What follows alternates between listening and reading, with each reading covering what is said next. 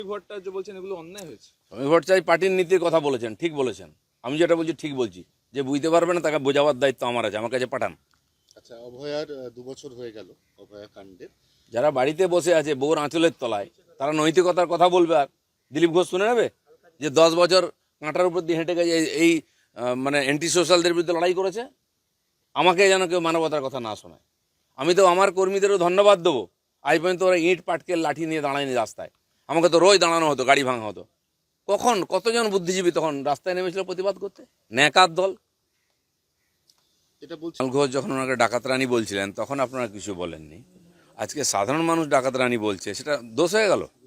তিনি যদি ডাকাত রানী বলে প্রমোশনে পেতে পারেন, পার্টির জিএস হতে পারেন, স্পোক্সম্যান হতে পারেন, এমএলএ হতে পারেন, তো সেখান থেকে অনুপ্রেরণা তো পাবলিক পাচ্ছে। তার জুতো ডিম সব পাঠাচ্ছে। এই কালচার কে নিয়ে এসছে? ব্যক্তিগত আক্রমণ করা, চরিত্র হনন করা, অপশব্দ বলা, রাজনীতিতে তার নাম নিয়ে যাতা বলা। তো একদিন ইট পাটকে, আমি তো ইট খেয়েছি, আমার গায়ে এখনও দাগ আছে। আমার গাড়ি কতবার ভেঙেছে। দুটো ডিম খেয়েছেন বলে কি পশ্চিমবাংলার সংস্কৃতির অসতর্ক? যারা লাফাচ্ছে তারা সমাজ বিরোধী। আমি বলছি মানুষের অধিকার আছে নিজের রাগ প্রকাশ করার।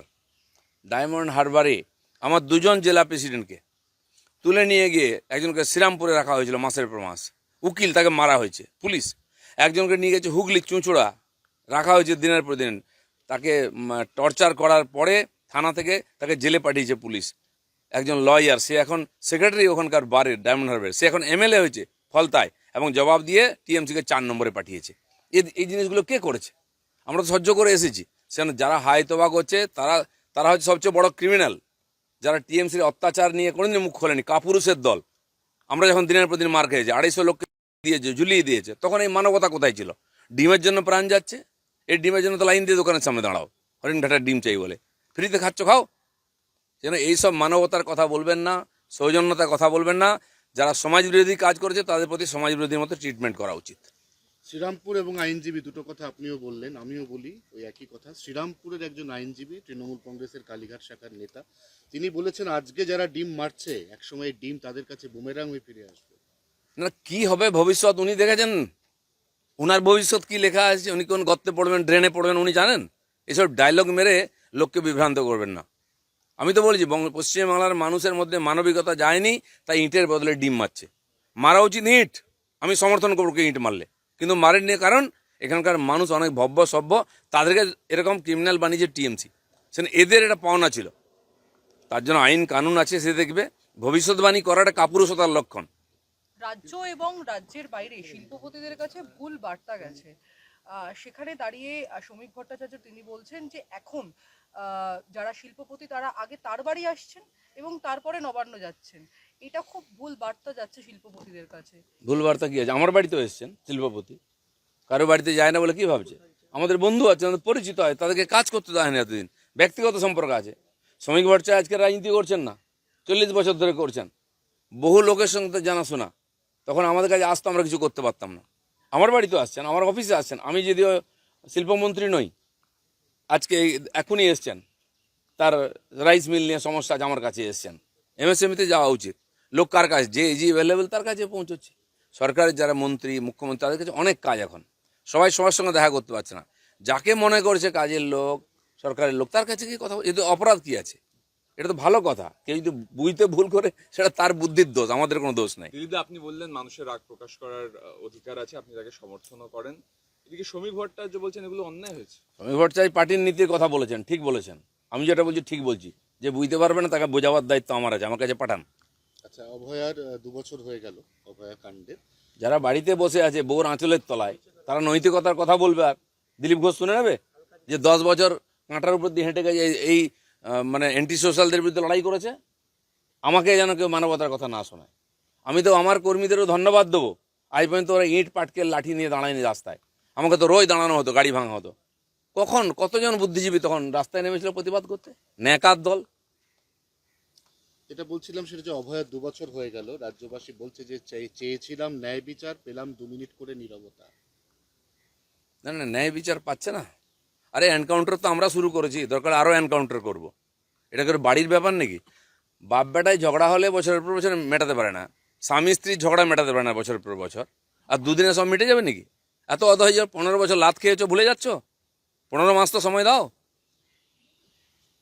ওকে ওকে ওকে শ্রমিক ভট্টাচার্য বলছেন এগুলো অন্যায় হয়েছে। শ্রমিক ভট্টাচার্য পার্টির নীতির কথা বলেছেন, ঠিক বলেছেন।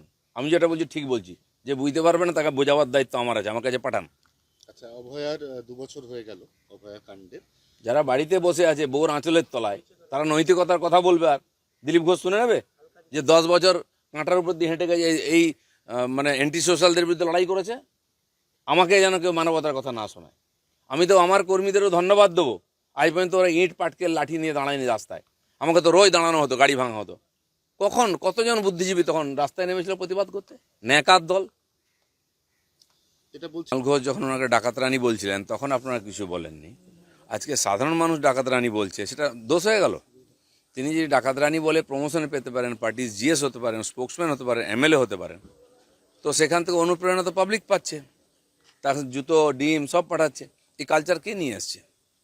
ব্যক্তিগত আক্রমণ করা, চরিত্র হনন করা, অপশব্দ বলা, রাজনীতিতে তার নাম নিয়ে যাতা বলা। তো একদিন ইট পাটকেল, আমি তো ইট খেয়েছি, আমার গায়ে এখনো দাগ আছে, আমার গাড়ি কতবার ভেঙেছে। 2টা ডিম খেয়েছেন বলে কি পশ্চিমবাংলার সংস্কৃতির অসতর্ক? যারা লাফাচ্ছে তারা সমাজ বিরোধী। আমি বলছি মানুষের অধিকার আছে নিজের রাগ প্রকাশ করার। ডায়মন্ড হারবারে আমার 2জন জেলা প্রেসিডেন্টকে তুলে নিয়ে গিয়ে একজনকে শ্রীরামপুরে রাখা হয়েছিল মাসের পর মাস, উকিল, তাকে মারা হয়েছে পুলিশ। একজনকে নিয়ে গেছে হুগলি চুঁচুড়া, রাখা হয়েছে দিনের পর দিন। তাকে টর্চার করার পরে থানা থেকে তাকে জেলে পাঠিয়েছে পুলিশ। একজন লয়ার, সে এখন সেক্রেটারি ওখানকার বারের ডায়মন্ড হারবারের, সে এখন এমএলএ হয়েছে ফলতায়, এবং জবাব দিয়ে টিএমসিকে 4 নম্বরে পাঠিয়েছে। এই জিনিসগুলো কে করেছে? আমরা তো সহ্য করে এসেছি। সেখানে যারা হাই তোবা করছে তারা হচ্ছে সবচেয়ে বড় ক্রিমিনাল। যারা টিএমসির অত্যাচার নিয়ে কোনোদিন মুখ খোলেনি, কাপুরুষের দল। আমরা যখন দিনের পর দিন মার খেয়েছি, 250 লোককে দিয়েছে, ঝুলিয়ে দিয়েছে, তখন এই মানবতা কোথায় ছিল? ডিমের জন্য প্রাণ যাচ্ছে, এই ডিমের জন্য তো লাইন দিয়ে দোকানের সামনে দাঁড়াও, হরিণঘাটার ডিম চাই বলে। ফ্রিতে খাচ্ছ, খাও। যেন এইসব মানবতার কথা বলবেন না, সৌজন্যতার কথা বলবেন না।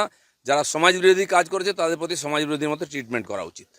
শ্রীরামপুর এবং আইনজীবী, দুটো কথা আপনিও বললেন, আমিও বলি ওই একই কথা। শ্রীরামপুরের একজন আইনজীবী, তৃণমূল কংগ্রেসের কালীঘাট শাখার নেতা, তিনি বলেছেন আজকে যারা ডিম মারছে একসময় এই ডিম তাদের কাছে বুমেরাং হয়ে ফিরে আসবে।